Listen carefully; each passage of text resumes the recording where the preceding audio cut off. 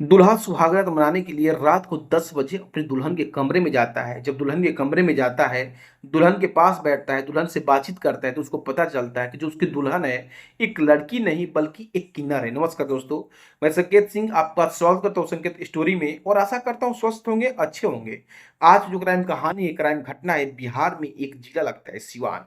ये सच्ची घटना 11/7/2025 की है। चलिए दोस्तों, इस घटने के बारे में मैं पूरी विस्तार से बताता हूँ। एक व्यक्ति जिसका शादी नहीं हो रहा था, तो जो परिवार के लोग होते हैं सोचते हैं किसी तरीके से इसका शादी हो जाए, तो जो गांव में अगुआ के लोग होते हैं किसी तरीके से उसका शादी एक लड़की से ठीक कर देते हैं। और शादी का जो डेट होता है 11/7/2025 का होता है।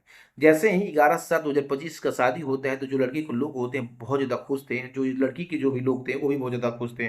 लेन देन की किसी चीज़ की दिक्कत नहीं थी, परेशानी नहीं थी, जिसके चलते उन दोनों में किसी चीज़ की मतभेद भी नहीं होता है, परेशानी भी नहीं होता है। शादी के 2 दिन बाद दूल्हा जो होता है अपनी दुल्हन के साथ सुहाग रात का प्लान करता है। जब सुहाग रात का प्लान करता है, तो जो घर के लोग होते हैं उसमें शादी में बहुत सारे लोग भी आते हैं, जिसके चलते सुहाग रात का जो प्लान था 2 दिन टाल दिया गया था। शादी 11 तारीख को होता है, जो सुहाग रात होता है ये 13 तारीख को होता है।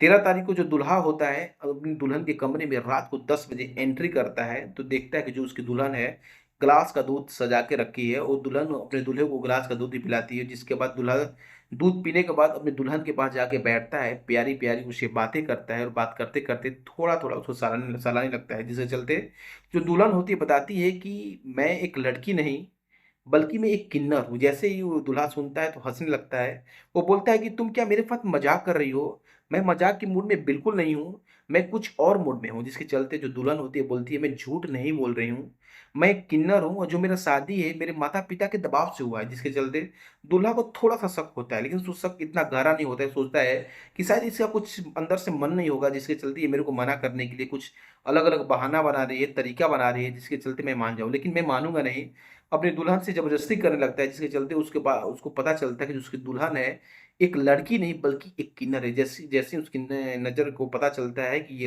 एक लड़की नहीं बल्कि बल्कि एक किन्नर है, तो देख के हैरान होता है और अपनी किस्मत पे रोने लगता है। बोलता है कि मेरी शादी एक लड़की से नहीं बल्कि एक किन्नर से हो गई। वो अब दुनिया को क्या मुंह दिखाएगा, लोगों को क्या बताएगा? एक दिन बीतने के बाद भी वो लोगों को कुछ नहीं बताता है। उसको हालांकि अंदर से डर था, अब समाज का डर था, घर के लोगों का डर था, लेकिन किसी तरीके से डरते डरते अपनी मम्मी को बताता है कि जो आपकी पतोह है एक लड़की नहीं बल्कि एक किन्नर है और आप लोग एक किन्नर से मेरा शादी कर दी है। जैसे उसकी मम्मी सुनती है तो उसको एक चाटा मारती है, बोलती है ऐसा नहीं हो सकता है, एक लड़की है, तुम कैसे बोल रहे हो? लेकिन लड़के को बात का भी थोड़ा थोड़ा उसको भरोसा होता है। जब लड़की को बुला के पूछा पूछा जाता है, एक कमरे में लड़का लड़की लड़की और लड़की की माँ 3 लोग मौजूद होते हैं, तो लड़की बताती है कि मैं एक लड़की नहीं बल्कि मैं एक किन्नर हूँ, जो मेरा शादी जबरदस्ती हुआ है।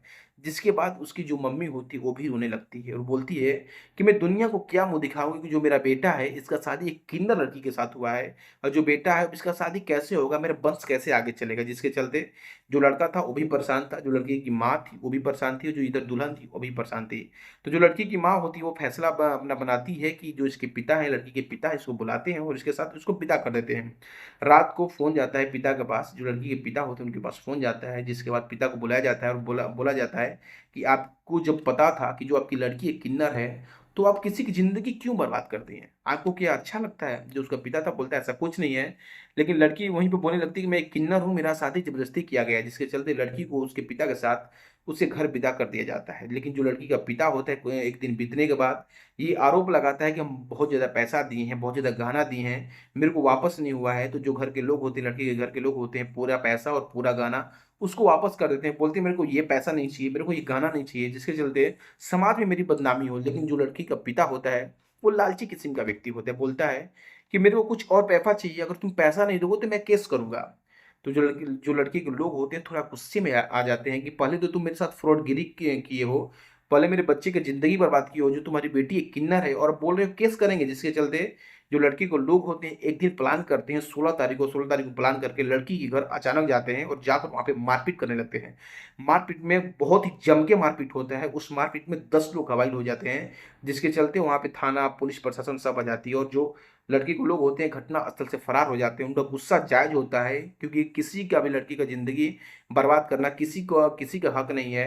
जो लड़की को लोग होते हैं फरार हो जाते हैं और जो लड़की के लोग होते हैं बहुत ज़्यादा घायल हो जाते हैं और जाते हैं पुलिस प्रशासन से अपनी अपील करते हैं और जो लोग घायल होते हैं वो नज़दीकी जो हॉस्पिटल होते हैं उसमें जाते हैं और उसका इलाज होता है। जिसके चलते अगल-बगल की जो मीडिया होती है, सोशल मीडिया होती है, सब लोग एक्टिव हो जाते हैं और जो लोग होते हैं अपना-अपना बयान देते देते हैं। तो दोस्तों ये पूरी कहानी, पूरी घटना सुनाने का मतलब आपकी भावनाओं को ठेस पहुँचाना नहीं, आपको आहत करना नहीं, बल्कि आपको जागरूक करना मेरा काम है। क्योंकि कोई व्यक्ति अपनी गलती को दूसरे व्यक्ति के नाम पे डाल देता है, यही हमारी समाज की सबसे बड़ी विडंबना है। तो दोस्तों इसी के साथ नमस्कार।